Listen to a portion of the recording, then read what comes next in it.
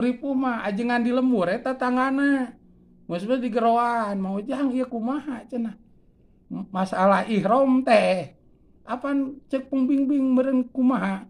Ah, piran saminggu sakali atuh. Teu ngalarti deui kitu. Lolobana ngobrol we jeung kudu ngurusin ieu. Mayar deui sanu itu. Ajengan di lembur dikekesek namanya. Ya rata-rata kitu wae. Itu anu nyaan mah ibadah haji nah yang bener. Itu tapi teu nanaon eta ngamanfaatkeun ilmu teh. Nah, nya tuh ngalaksanakeun ibadah haji teh ini teh ka Mekah. Da ku sabab mualaf teu apal atuh ilmu di tina sabab ilmu haji teh pikeun nu ihram haram make seseungitan. Oh iya mah biasa we. Da kabiasaan anak ke dina agama manehna make wawangian disebrot ku guci itu nya. Kun aone kitu nyak seungit. Ah naon alkohol cenah da jadi jalma Islam. Ku teu apal teh ya. Da kalek asup agama Islam. Tah, ao kitu jahila tahrimahu. Ta eta mah ku sabodo dihampura tah mah ku bodona da mualaf atuh. Tak kumaha ieu mah da hati kolotna ge Islam, ayeuna Islam. Eta mah lain bodoh. Komo aya bimbingan haji, komo loba ajengan santi mah nu bisa ditanyakeun ngaji. Tapi bodoh ieu teh eta mah disebutna bodoh siksaeun. Disiksa si anu bodoh kitu mah. Lalawora. Latihan manasik mung. Kita ngaji ka ajengan hoream. Ka santri komo itu. Tapi hayang ibadah haji mangan mawa ilmu belegug. Teu apal ta bab nu kitu ge eta mah disiksa. Matak siksa pali guru mah nu kitu mah geus lah tong init. Kaheurin-heurin di Mekah Madinah. Kangagokan nu ngalarti. Geus we nyeun pasantren. Tah beulikeun kana tanah. Tah atawa ka ajengan tah titipkeun rezekina. Abdi moyong ganjaran dunya akhirat tah ku kieu gitu. Tah nu belegu gitu daripada ka ditu dadeg naon. Gitu da pan kade ke dihareup aya anu wajib qada, wajib fidyah. Lalawara ibadah haji. Tah nu belegug siksaeun mah geus nitipkeun kecuali belegug teh hampuraeun ngaji geus daftar teh ka mana meuni. Oh santri teh ditanya nu malasan teh jang ieu kumaha ieu masa ibadah haji. Ka kiai tunya tanya, dituliskeun ngaderes ngapalkeun. Gitu latihan manasik mang tahun-tahun. Tapi da geus kolot belajar di waktu dewasa mah bagaikan ukir di atas air poho deui. Ta eta mah bodoh hampuraeun dihampura ku ngajina. Ta ieu mah atuh teu ngaji siksaeun. Kade tah. Ini tah apain alima tahrimahu wajahila kitu. Kitu alfidyata wajabat. Tapi kenjama anu apa kana haramna kitu. Tapi atawa jalma anu bodoh tapi embung ngajina kitu nyata siksaeun teh bodohna. Teh eta mah wajib ngalaksakeun fidyah. Tangke fidyahna teh naon? Aya khusus. Fidyahna teh ke dibahas nya. Apakah fidyah model puasa? 3 liter sacangkir atau naon ke aya dibahas. Kitu tah.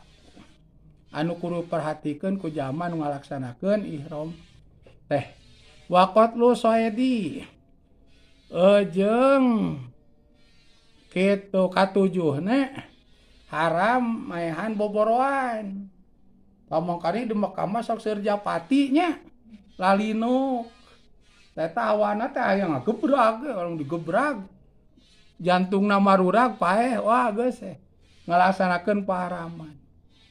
Atawa naon we mada aya domba paribara aya onta kasirem-sirem satuluyna hayam mun mah ayanya soang entok bisi aya malaikat anu ngabungkeuleuk jadi nu kitu ngetes urang ibadah haji teh mawa ilmu henteu di samping mawa HP jang selfie jang video teh ya dites ku malaikat jang elek bisa jadi domba lineuk ngadeukeutan manehna pan di dieu haram maehanana teh kitu tadi tewak dipencit henteu atawa kumaha gitu bisi tak kade haram maehan sasatoan gitu makanya sok loba japati teh gogoda teh ngagoda japati teh waktu nikahi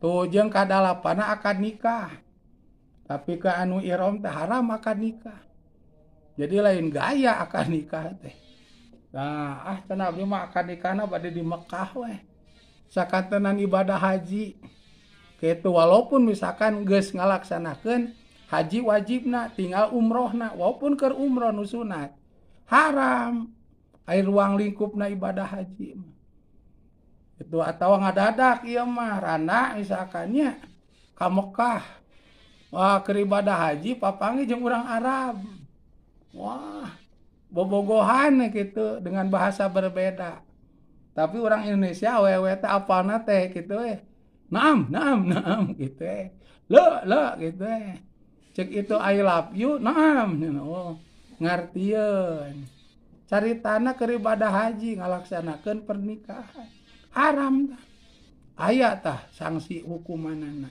haram teu meunang kitu najan dudak dadak teh niat ti lembur mah nah di ditu atawa misalkan jeung babaturan anu ini ibadah haji gitu nya ieu teh pangaresa teh ni kasep cenah ieu teh ini katinggalna teh kona video meuni mulus ditaksir eta teh rana waduh 40 tahun ieu tipena teh tipe pangarsa mah badag teh nya kitu rana teh boga budak bunghar waduh boga perusahaan kapalna ge sadunia di mana-mana aya masyaallah ngajak efek teh cek ajengan bisi ku batur ku aing kawin keur ibadah haji haram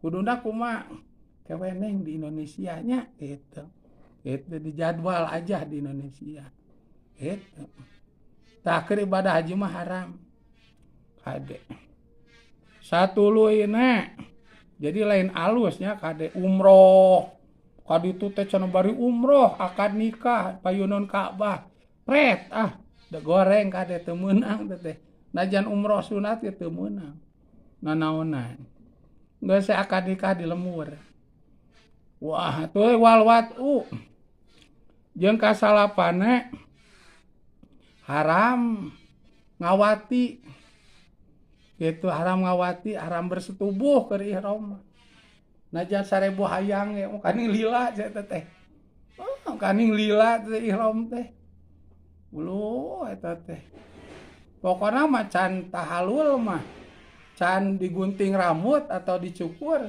eta teh keur ihram keneh umuran atuh ti Madinah lamun kloter ka hiji teh teras ka Mekah tuluy tanggal 8 cicing di Arafah tuluy mabit di Mina tuluy ambalang tuluy sa'i wah sabaraha poe tah lila teu manggihan heuncet teu nempo kanyut eta teh gede sia gogodana teh cenadak atuh lalakina pan teu dikolor teu diselempa ulat alit teh itu mungku pakaian ihram teh ya awewe teh najan teu darangdan hawana ibarat bulan puasa beurang goreng patut teh siga widadari tah lamun dientot dah ngalaksanakeun paharaman dan da keur ihram mah ibarat puasa nu halal teh jadi haram hari bulan puasa mah beurang haramna teh hari keur ihram mah beurang peuting 24 jam tamatak nu ngarti mah awewena kitu nya tameme udah ngalaksanakeun